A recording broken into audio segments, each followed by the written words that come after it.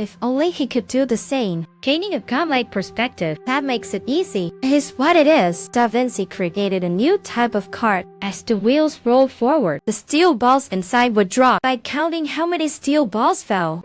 He could gauge street length. He and his companions scoured every street and alley. No street was left unchecked. At last, they finished the city map. Even the Duke was amazed by this book. It was the first time he had clearly seen the entire layout of the city. With Da Vinci's defenses in place, the city became impregnable. Late at night, Da Vinci met an assassin who insisted on seeing the Duke. A shadow over the Duke sensed trouble and quickly dealt with the threat. This really rattled Da Vinci. He just wanted to finish his creation, didn't want to get mixed in politics, so he asked the Duke to leave. But the Duke would not let him go. At Leonardo's repeated request, the Duke ordered Leonardo to design a weapon with immense power. Just let him leave. Leonardo stayed awake all night. If such a destructive weapon is ever revealed, it would cause chaos again. He just wants to go home. He doesn't want to harm others. The next day, the Duke summoned Leonardo. He wanted him to see the execution. Leonardo didn't understand. The four were the Duke's loyal soldiers. Why did he want to kill them? The Duke said he needed this action to show that everyone will tremble at his name. This is how to make all submit to him. The killer took the soldier's life with a swift stroke. This only strengthened Leonardo's resolve to leave. He wrote to Lisa to share his plight.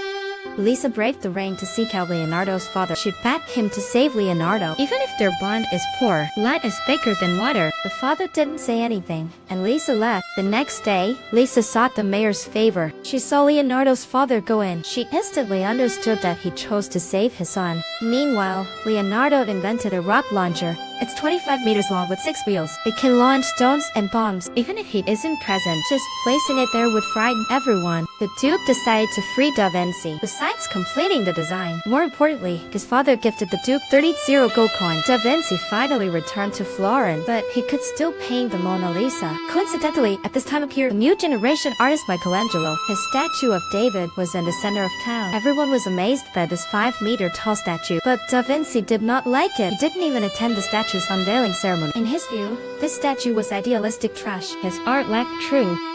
Little Anna spent time with Da Vinci. Can't be obsessed with the unfinished Mona Lisa. He should try to venture out. Perhaps new ideas will flow. Coincidentally, the mayor invited Da Vinci to create a mural themed around the struggle. Da Vinci looked at the wall. He decided to fill the entire wall with a massive mural, but it must be done before the anniversary of the conflict. Time was running out. Da Vinci immediately instructed Esto to buy materials. Esto unexpectedly saw little Anna secretly meeting other men. Without time to think, he finishes what's ahead. The scaffolding is done. Da Vinci checks the wall. He finds the plaster weak. It needs fresh paint. He covers the entire surface with paint. He starts to paint it. Sure enough, the paint won't peel. Da Vinci paints it by day. At night, he sketches while the plaster dries. He looks at the whole wall, visualizing the mural in his mind. Meanwhile, Michelangelo learns that Da Vinci is painting a mural. The next day, the mayor comes while Da Vinci is working. He brings him inside and to paint a mural there too. Da Vinci quickly says no. The noise will disrupt his work. The mayor is quite eager. The city's finest artists will compete together. In the end, who paints better doesn't matter. The winner is the city. Michelangelo arrives full of provocation. He deliberately picks a cheeky subject. This makes all of them laugh hard. It's clear he's teasing Da Vinci. Late at night, Da Vinci admires the mural. Surprisingly, his father shows up. They haven't seen each other in 10 years. This time, the father did not train Da Vinci, but he is very talented. Da Vinci has waited a long time for this. Tears instantly filled his eyes. Since his dad left at 5, his father showed no care. You raised me but showed me no affection. The father didn't know what to say. He turned and left. Later, Da Vinci received news of his father's passing. Those who don't know love as they grow up will spend their lives seeking love. Sadly, Da Vinci finally found his passion, but his dad was no more. Da Vinci returned to the church again to view his creations objectively. One must say Michelangelo was great. He confessed the reason he took this project was to make everyone think he was the greatest artist. Michelangelo smiled. As a child, he idolized Da Vinci. He aspired to be like him, but his idol disliked his own work.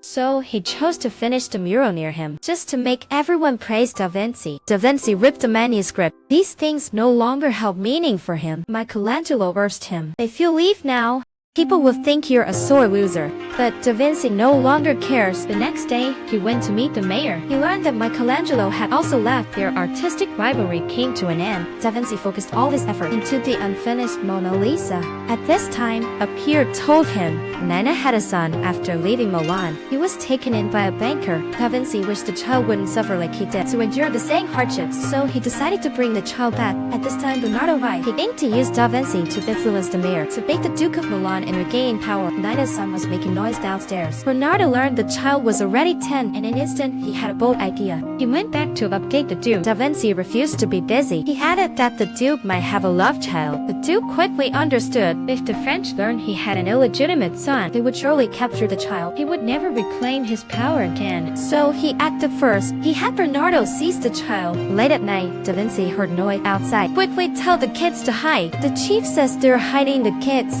Da Vinci can't refuse to proceed with the search. He goes to the second floor. No corner goes unchecked. The chief sees Nina's frantic eyes. He orders his men to uncover and take everything out. Nina swallows hard, anxiously. The trapped kids hold their breaths tightly. The chief hasn't seen a thing. He leaves with his men. After they leave, the kids finally came out. Hiding here is too risky. Da Vinci temporarily hides the kids with the priest. He burns all of Nina's artworks. He poisoned her himself. He did nothing to help. Bernardo witnesses it all. Da Vinci is arrested for murder. All evidence points to Da Vinci. He will hang today. Da Vinci doesn't fight it at all. He lets the hangman do his job. At this urgent moment, Da Vinci's judge steps in just in time. Claiming his letter can prove Da Vinci's innocence. The letter states Bernardo helped the Duke of Milan murder his nephew. The judge claims Bernardo is the real murderer. Afterward, to keep Nina quiet, so he used force. Bernardo feared the truth would come out. He killed the guard and escaped, but the letter was empty. The judge had already uncovered the entire truth. Da Vinci's actions were to protect the child. He wanted the child safe. Paulina had to die, so no one could find him. So Da Vinci burned all the books about Paulina. Outsiders thought they were arguing. This established Da Vinci's motive. He did poison Carolina after all. But after Bernardo left, he quickly gave the antidote. Later, he replaced Elena's body. Everything was going well at first, but Da Vinci discovered a book was missing. To keep everything under wraps, he stayed behind to find that book. The judge looked for reasons to blame Da Vinci. Overlooking the truth before him, Da Vinci did not harm anyone. In the end, Elena left with the child, and Da Vinci used the remaining time to complete his great work.